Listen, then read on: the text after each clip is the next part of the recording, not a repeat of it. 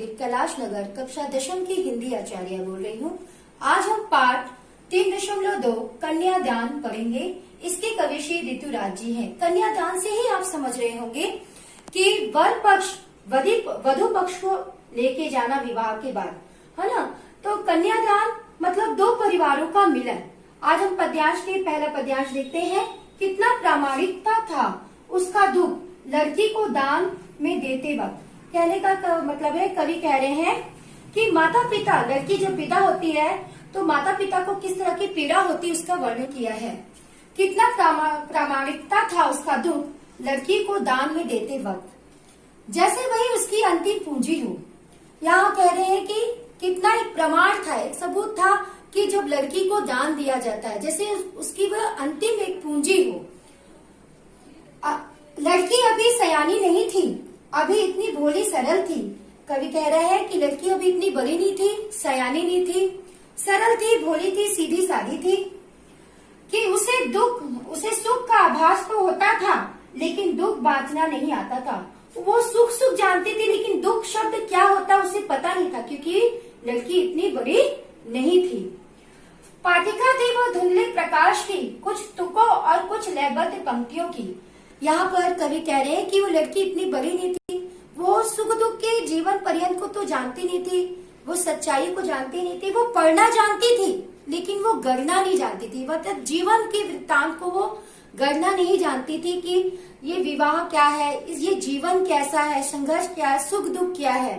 वो इतनी बड़ी सयानी नहीं थी कि जीवन की यथार्थता को वो शादी के बारे में इतना जानती थी।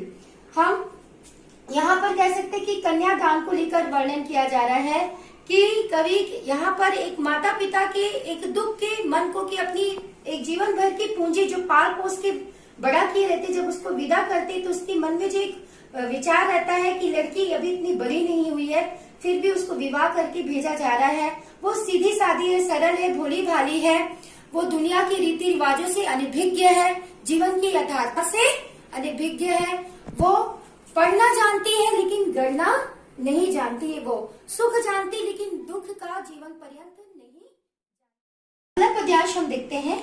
माँ अपनी बेटी को सीख देती है कि बेटी जब तुम ससुराल जाना तो किस तरह से जीवन यापन करना है। बताती है, माँ ने कहा पानी में झांककर अपने चेहरे पर मत रीझना। माँ कहती है कि बेटी तुम पानी में झांककर अपने चेहरे को देखकर घमंड मत करना, अपनी खूबसूरती पर घमंड मत करना। आग रोटियां सेकने के लिए, जलने के लिए नहीं। यहाँ माँ कहती है कि बेटी रोटियां आग में रोटियां सेकने के लिए, मतलब ना कि ससुराल में जुल्म को सहना है और अपने आप को आग में झोंकना है। वस्त्र आभूषण शाब्दिक भ्रमों की तरह बंधन है, इसलिए जीवन है। वस्त्र आभूषण तो जीवन का एक पहलू है, एक आभूषण एक सजने का जीवन है, लेकिन उसमें तुम अपने आप को संवारने के साथ साथ अपनी जिंदगी को भी तुम्हें संवारना, अपने को इतना ससुराल में गढ़ देना अपने कर्तव्य, अपने कर्म से, अपने कार्य से कि उसकी सुंदरता तुम्हारे कर्म के आधार पर दिखे, ना कि इस वस्त्र आभूषण के माध्यम से। माँ ने कहा लड़की हो ना, पर लड़की जैसे दिखाई मत देना। माँ ने कहा कि तुम लड़की जैसी भोली भाली, सीधी सादी, सिंपल रहना, कोई तुम्हारे में ऐब या कमी ना दिखे। हाँ, लेकिन अंदर से तुम कड़क भी रहना कि कोई भी तुम्हारे लिए कोई जुल्म करे उसको तुम उसका बहिष्कार करने के लिए हमेशा खड़ी रहना। तो माँ अपनी बेटी को समझाती है कि बेटा ससुराल में तो अच्छे रूप से रहना, अपने कार्य को निर्वाह करना, सास ससुर पति सबकी बातों को मानना, हर कर्तव्य को निर्वाह करना, लेकिन जहाँ गलत कार्य हो उसका तो विरोध भी करना। तो माँ इस तरह से अपनी बेटी को समझाती है। आज का पाठ कन्यादान खत्म होता है।